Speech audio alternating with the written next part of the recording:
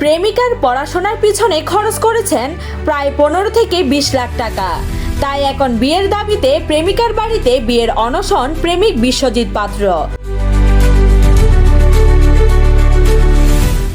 10 বছরের প্রেম, 4 বছর আগের কোর্ট ম্যারেজ, কিন্তু এখন নিজের স্ত্রীর স্বীকৃতি পেতে করতে হচ্ছে অনশন।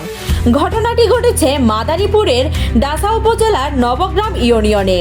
অনশনরত যুবকের নাম বিশ্বজিৎ পাত্র। ফ্যামিলির অবস্থাও খুব খারাপ, আমি তাদের না দিয়ে করে দিয়েছি যাতে দুজনে একসাথে ভালো থাকতে পারে। তার দাবি, নবগ্রামের মনতোষ বারোইয়ের মেয়ে অনুশীলা বারোইয়ের সাথে তার দীর্ঘ 10 বছরের প্রেমের সম্পর্ক। 4 বছর আগে তারা ভালোবেসে কোর্ট ম্যারেজও করে। এমনকি ঢাকায় তারা স্বামী স্ত্রী হিসেবে একসাথে বাসা ভাড়া করে থেকেছেন। বিশ্বজিতের অভিযোগ, অনুশীলা নার্সিং পড়ার পিছনে তার নিজের জমানো ও কষ্টার্জিত প্রায় 15 থেকে 20 লাখ টাকা খরচ করেছে। আমাদের দুইজনের ভিতরে দীর্ঘদিনের রিলেশন, 10 বছরের রিলেশন। আমাদের 4 বছর হয়েছে আমাদের বিয়ে হয়েছে। আইনগত অনুযায়ী মনে করেন আমরা যে করে যাই আপনার দুজনের মনে করেন মতেই আমরা বিয়ে করছি। সবকিছু আমাদের ফ্যামিলি ওদের ফ্যামিলি সবকিছু সব জানে। মেয়ে যে মনে করেন যে পড়াশোনা এখন সব খরচেই আমি বহন করছি। আমার ফ্যামিলি খুবই দরিদ্র, তারপরেও আমি ওর পাশে থাকি সব সময়, ঠিক আছে, যাতে আমরা মনে করেন ভালো একটা জীবনই করতে পারি। পরে আমি কোনোভাবেই হারাইতে চাই না, যার কারণে আমার মনে করেন সর্বোচ্চ দিয়ে ওরে মনে করেন যে এত দূরে আমি নিয়ে আসছি।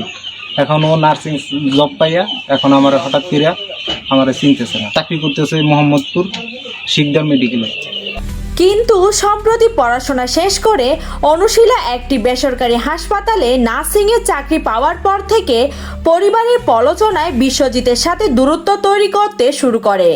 এদিকে অনুশীলা বাড়ি বলেন, বিশ্বজিতের সাথে তার সম্পর্ক ছিল, তবে তাকে জোর করে কোর্ট ম্যারেজে স্বাক্ষর করায়। জিজ্ঞাসা করলাম, মেয়ে বলতেছে একই কথা, আমি তার সাথে ঘর করব না। এখন এমন একটা সমস্যা হয়ে দাঁড়াইছে যে এই ডিসিশনটা আমরা গ্রামের তো থাকবই, প্লাস আপনারাও যারা আছেন তারাও থাকবেন, তাহলে সমাধানটা করা যাবে না।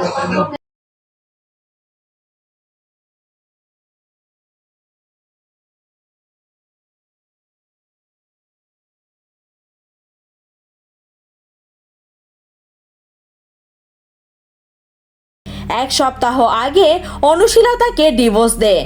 বিষয়টি নিয়ে এখনো থানায় অভিযোগ করেননি কেউ। এই ঘটনায় কেউ থানায় লিখিত অভিযোগ দায়ের করেনি। লিখিত অভিযোগ পাওয়া গেলে এই বিষয়ে আইনগত ব্যবস্থা গ্রহণ করা হবে এবং আমরা এই বিষয়ে আইনগত বিষয়টা খোঁজখবর নিয়ে আইনগত বিষয়টা দেখব।